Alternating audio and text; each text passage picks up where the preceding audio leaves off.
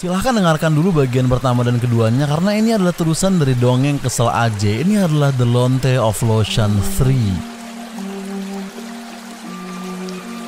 Mungkin pihak istana bisa rehat sejenak karena sang pemimpin besar sedang dirawat di sebuah kastil pengobatan untuk diperiksa apakah beliau mengandung penyakit tertentu atau tidak. Namun ternyata tanpa kehadiran beliau pun pasukannya tetap beraksi. Rumah seorang kaisar istana digeruduk oleh masanya dan sekumpulan rakyat yang tidak setuju dengan pemimpin dipukuli di sebuah daerah di Loshan bernama Mekazer. Namun tentunya pihak istana tidak tinggal diam begitu saja. Keadaan ini ingin mereka manfaatkan untuk menangkap sang panglima besar. Panglima yang menghina Lonte pertama kali. Panglima yang sangat loyal pada sang pemimpin dan panglima yang sangat kuat, gagah dan tidak mengenal rasa takut. Prajurit istana biasa tentunya tidak sebanding dengan kekuatan yang dimiliki oleh panglima ini dan para pengikutnya. Dibutuhkan prajurit yang cerdas, prajurit yang bisa bergerak tanpa terlihat di dalam dinginnya malam, prajurit yang bisa menaklukkan kekuatan dengan kecerdikan, meredam gagah dengan akal dan membungkam amarah dengan tipu muslihat. Dipanggillah prajurit tersebut ke depan pintu istana. Prajurit baru yang sudah menangkap banyak sekali musuh istana. Prajurit muda yang cerdas dan hebat dan menakutkan, disegani oleh hampir seluruh rakyat Loshan. Prajurit tersebut bernama ITE.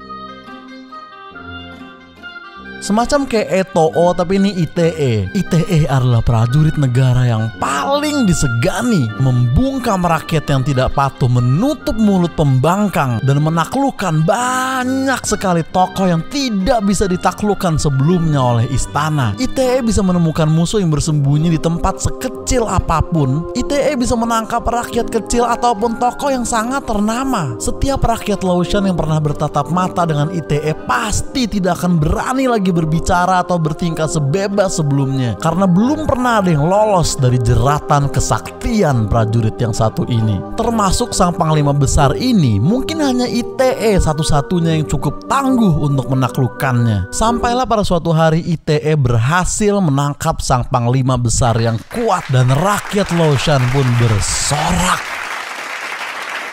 Bahkan Lonte pun menyuarakan kesenangannya. Namun di suatu malam yang dingin di kastil pengobatan sang pemimpin, ketika seorang perawat ingin mengantarkan obatnya ke kamar, ia dihadapi oleh pintu yang terkunci.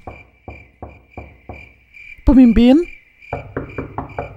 Pemimpin? Betapa terkejutnya sang perawat karena sang pemimpin besar hilang. Puff. Hilang tanpa jejak dan bukti peninggalan, hilang tanpa saksi atau mata yang melihat, hilang tanpa ada satupun orang yang menemukan. Kesaktian dan ilmu yang tidak pernah terbayang oleh seluruh penjuru Loshan. Pihak istana pun langsung mengirim pasukan menuju markas besar sang pemimpin. Namun sesampainya di sana, pasukan pendukung pemimpin mengusir pasukan negara dan pasukan negara nurut, patuh, tunduk, takut.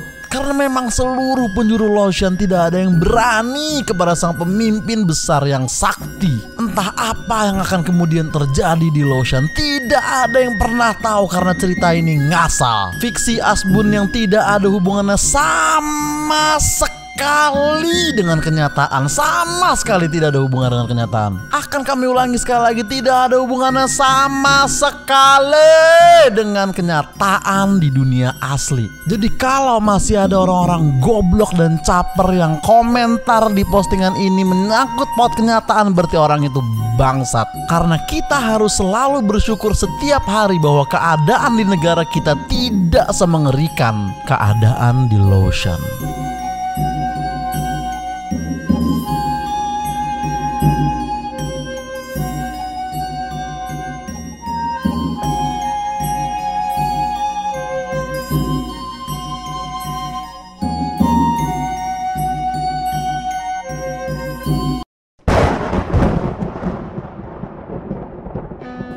Ini ada makanan buat kamu dari seseorang. Itu besok akan ada pengerahan massa, Pak. Massa pendukungnya pemimpin besar. Ya kalau menurut saya sih bagus ya. Emang harus digituin itu pengawalan pemimpin besar supaya ada efek jerahnya.